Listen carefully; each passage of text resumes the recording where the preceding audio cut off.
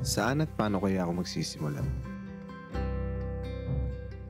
Parang nauubusan rin ako ng idea.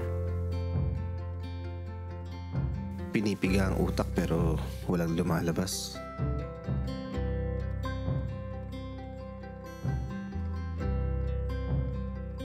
Subukan na tignan ang nakaraan. Baka makaisip kung paano duduktungan.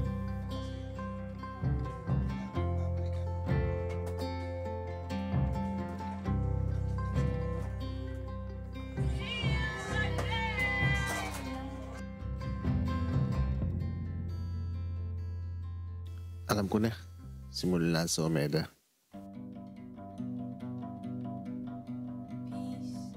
Be still, my darling. All is well, my darling. You're anxious. Omega Sky Building, 173 meters tall. Well, mas mataas pa rin naman ang Fukuoka Tower. Nakipagpataasan daw. Pero nice pa rin na makita namin yung city from above.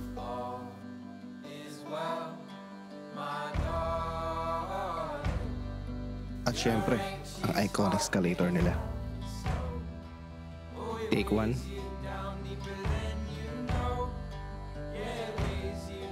Take 2. Take 3. Take 4. Nakailang akyat baba rin kaya kami dito. Hopefully yung last take.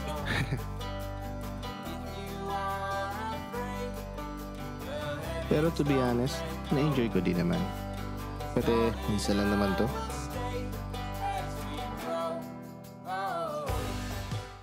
Time out. Nakakagutom na mag-isip. Food trip at tamang pulutan na din to at the same time. Di naman kailangan bongga. Laman tiyan lang, pwede na. Para yung kinainan namin bago kami pumutang Nara.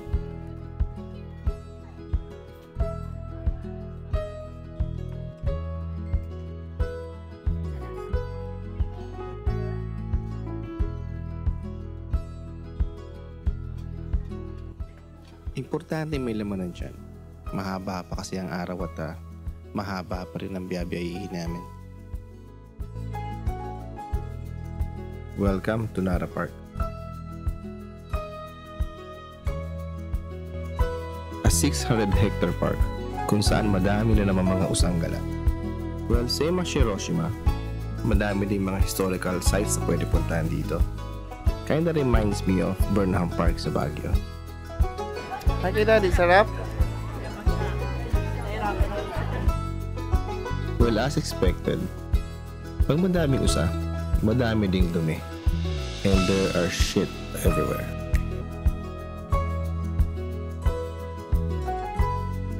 Pero compared to Hiroshima, this time, mas na-enjoy namin sila.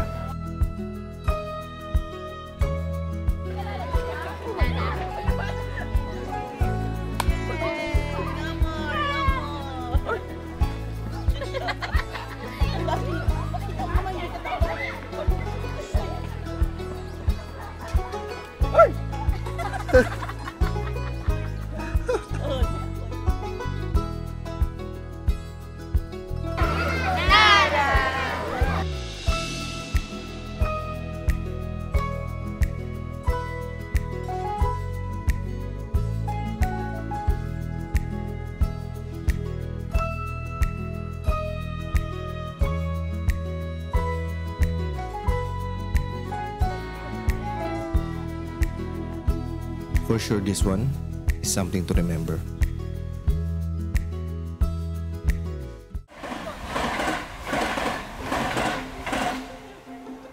Sa lahat na napunta namin, ito ang nagustuhan ko. Yung masasabi mo talaga na, oo, this is Japan. Lahat nandito eh. Yung kultura, yung ambience ng lugar. Basta, you got to see it to believe it.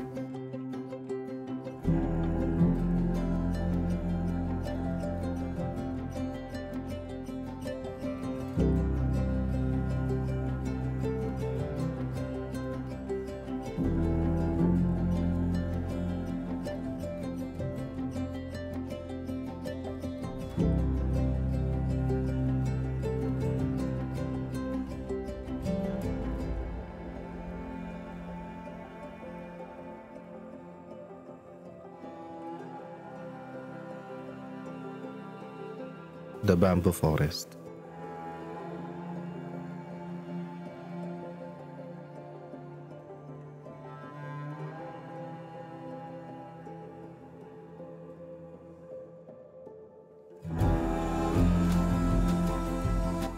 Well, you can say I'm selfish, pero hiniling ko na sana mawala muna yung mga tao. Kahit saglit lang. Makuha ko malay yung ganda at kapayapaan ng lugar. Which is nakakainis kasi yun ang hindi ko nagawa. The Golden Pavilion, which represents purity and enlightenment. Thank you, Google.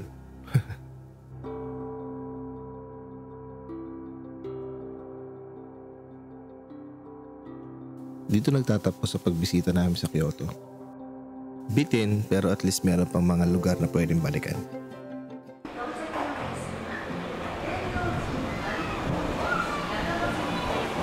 Back to Osaka.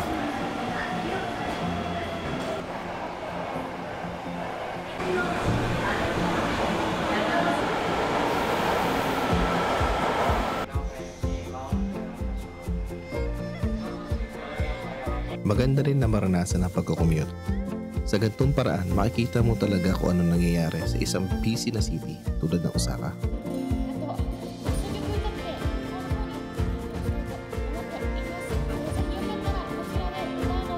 Tulad nga na sinabi ko, 2 stations away lang ang Dotonbori sa pinag-i-stayan namin.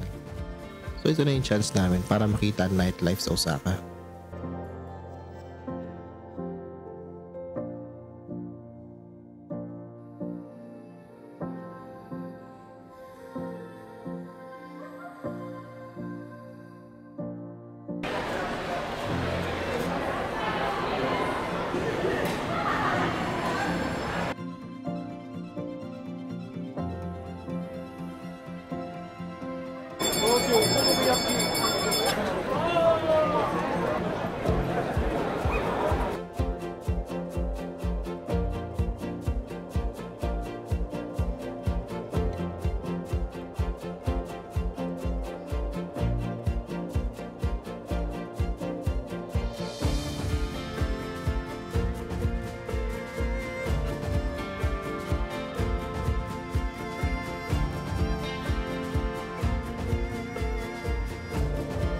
And of course, ang paborito kong part ng gabi. What once never was, you are.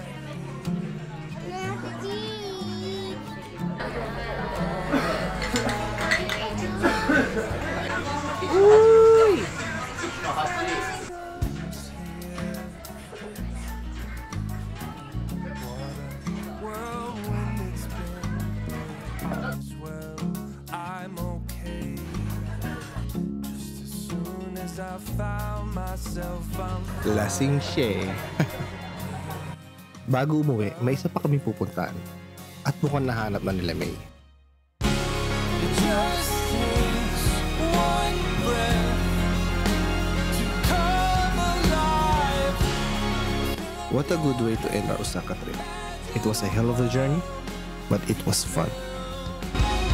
You might find that a whole world's waiting on you.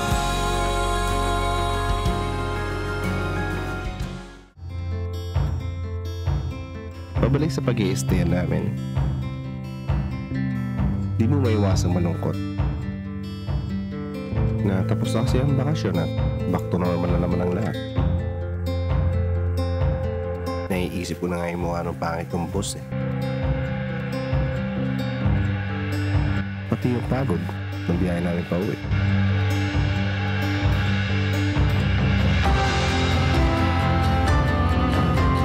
Pagbalik namin sa Fukuoka, ayos pa rin naman. Tulad nga na sinabi ko, parang lagi lang din naman kami nagbabakasyon. At babalik ulit ako sa beach na to para magbukas ng beer ko.